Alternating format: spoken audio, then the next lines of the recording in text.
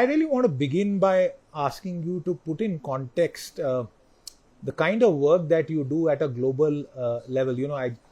I've just seen some data, and we were discussing this about the kind of lead that India has when it comes to this space. Take our viewers through some of the data points.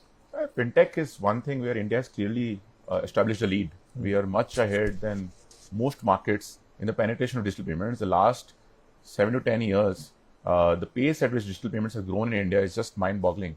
Right? Like I meet a lot of folks, global folks here, and when I tell them that 50% of all real-time payments in the world happen in India, it's just hard for people to believe. People can't fathom why. Like, isn't China bigger? Isn't these markets bigger? And it's hard for people to believe.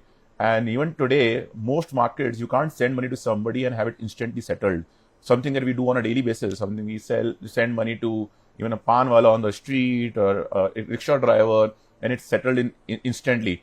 It's just mind-boggling. And I think that's one thing that, while we've done great in India, it's an opportunity for us to take it to the rest of the world as well. And that's what, like, UPI is going global. Companies like ours are trying to go global behind it. So, and that's the journey we started a couple of years back. So we launched in Malaysia. We are launching in Singapore. We're launching in the rest of Southeast Asia. We have some operations in UAE as well. And the idea is that hey, as we have created the best fintech ecosystem in the world, how can we share our learnings, our products, and our services in the other markets where they don't have something similar to UPI and the ecosystem around it?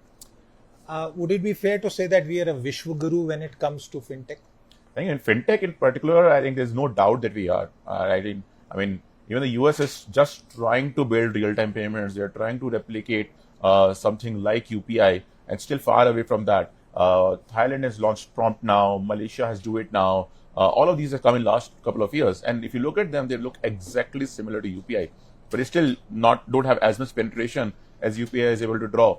And I think one of the examples I gave is that the most largest internet companies in the world came from US, because internet came from US. As India's fintech goes global, there will be an opportunity for Indian fintech companies to go global with it as well.